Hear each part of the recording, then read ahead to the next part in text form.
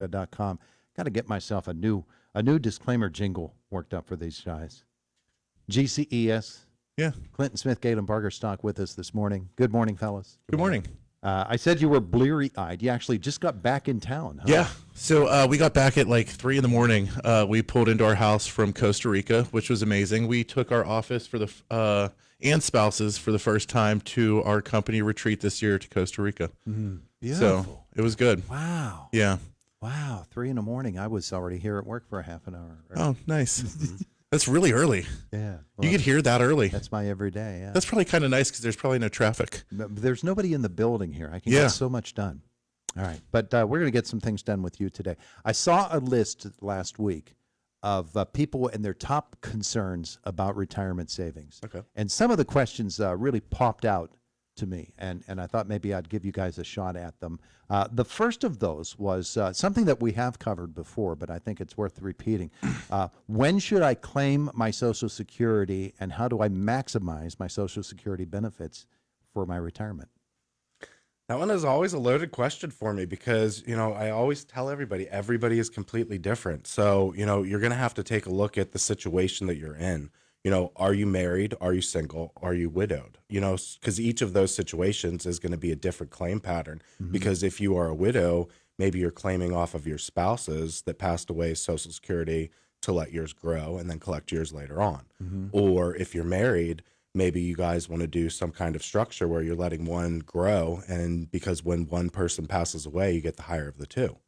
But then there's also the theory that, you are 62 when you're 62 and you're alive when you're 62. So getting that money in while you're alive might be more than the break-even point in your early 80s that you're going to wait for waiting that 5 or 6 years to claim.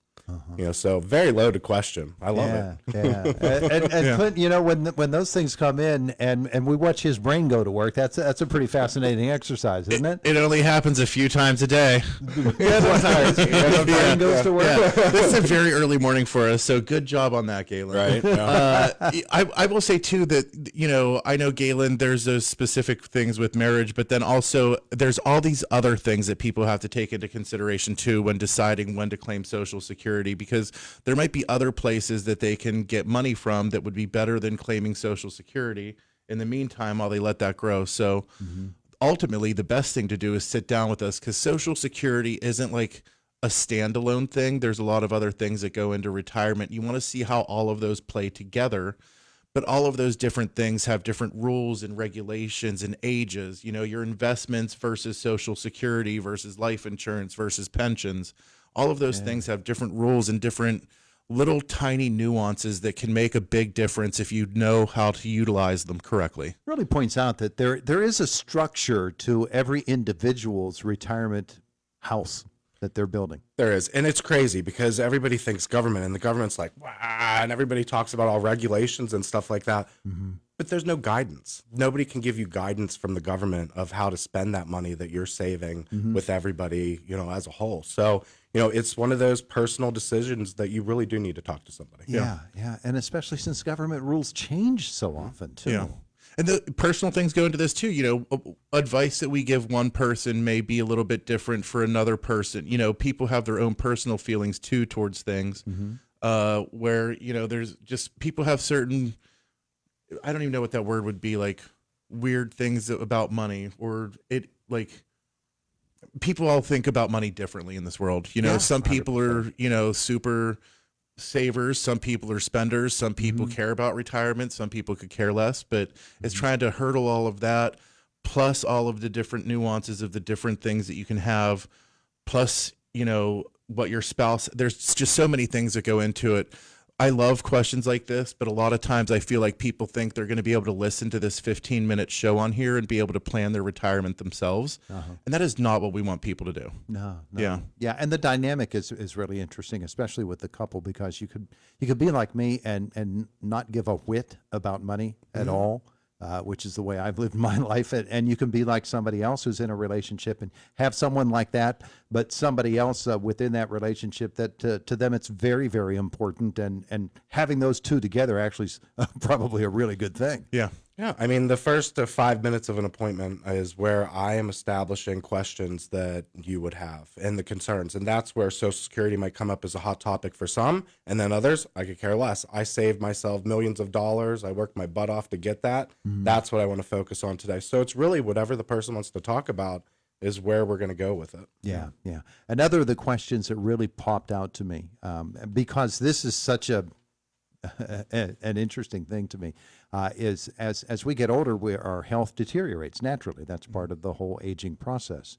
And so the question was, how do I plan for unknowns, specifically my health care?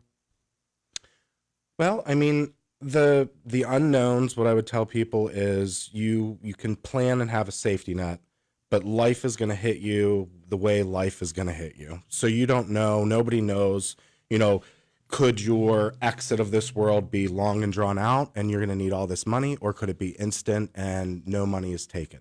And that's kind of where long-term care, I've thought about long-term care many different ways, standalone plans, building it into life insurance, building it into an annuity, and I've come to the point where I do like long-term care. I think it is an important thing to have because you never know when you're going to need help, and that's really what it's for. It's going to give you the ability to not have to worry as much about needing that help. But at the end of the day, I like building it into something that's already there, like life insurance or an annuity. Yeah. So you're paying a smaller fee for a what if, because it is what if it happens. You don't know. Yeah, and Clinton, that's where, again, that dynamic of having a spouse is going to play into what you're thinking about in terms of your health care and your spouse's health care. Yeah. I mean, it's no surprise we work with a ton of federal employees. For them specifically, a lot of times it's often cheaper for them to keep their health coverage through their spouse after retirement. And, other times it might not be. It really all depends. And you have to look at all of the different parts of the scenario whenever you sit down with us.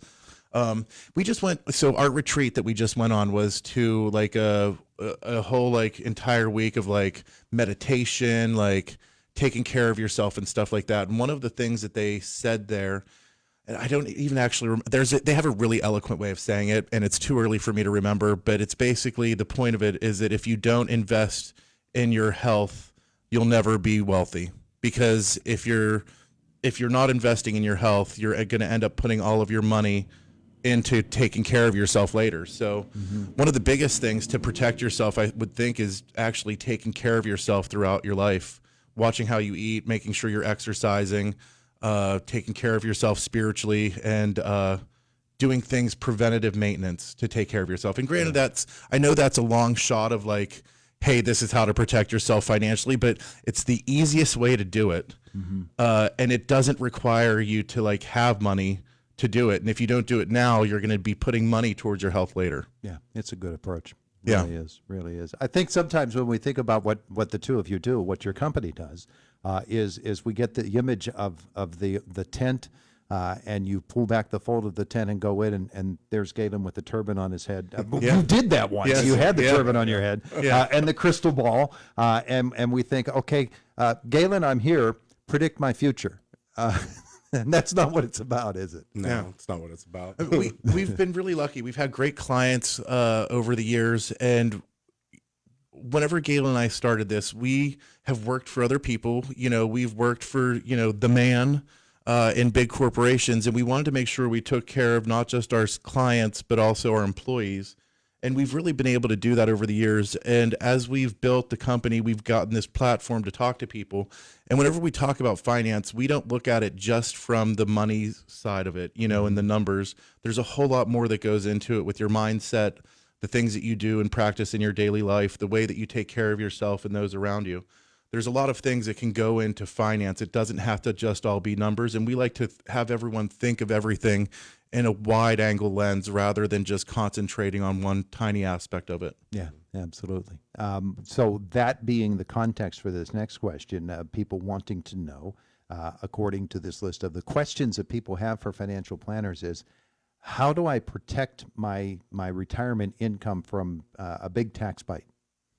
And I know there are all kinds of strategies that can come into play. A lot of that has to do with what the income will be coming in after you do retire.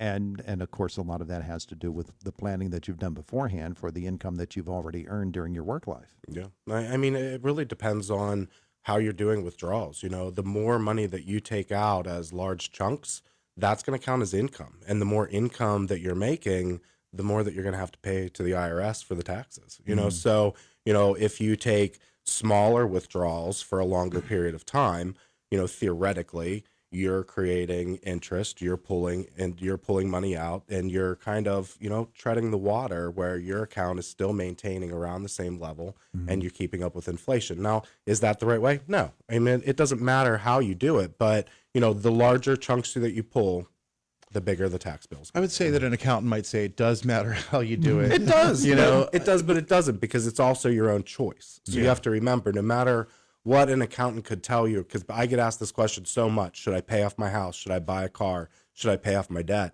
It really matters what you feel about that, because if that monkey is so hard on your back that it's like pulling you down to the ground and you can't move, sometimes that doesn't matter about the tax bill. Yeah.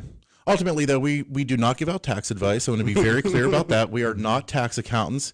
We recommend, if you have tax questions, to give CGN CPA in Indiana a call. Wendy over at CGN is great. She can help you out. And she also watches our videos. So hi, Wendy, if you're watching at home. But, you know, there's a lot of tax situations, like Galen can explain it for a very high level. And again, we don't want people to get advice off of here and go make decisions about their financial future. If you have questions about taxes, you should talk to a tax professional. Some people, taxes are like very complex. You know, they're not an easy thing. They might have multiple companies or, you know, different things that they have to do. So definitely, if you want to protect yourself from taxes, give a call to a tax professional or to an accountant. Yeah. It all comes down to maximizing your benefits. We're about out of time in this segment, but for a second, there's a phone call coming in. And I see it want to flashing. I want to see if it's yours or not. So let talk about something while I answer this, will you? Okay. Yeah. So on our trip, amazing guys. If anyone wants to go down to Costa Rica, we can tell you all about it. We had a great trip. Yeah. What did you like the most about this trip? I like the atmosphere that you go into with a retreat, because it's a lot of people that have like minds, and everybody is kind of sitting together trying to figure out a process. No matter what the retreat is you're going to, you're looking for peace, you're looking for serenity, you're looking to find something, hopefully yourself.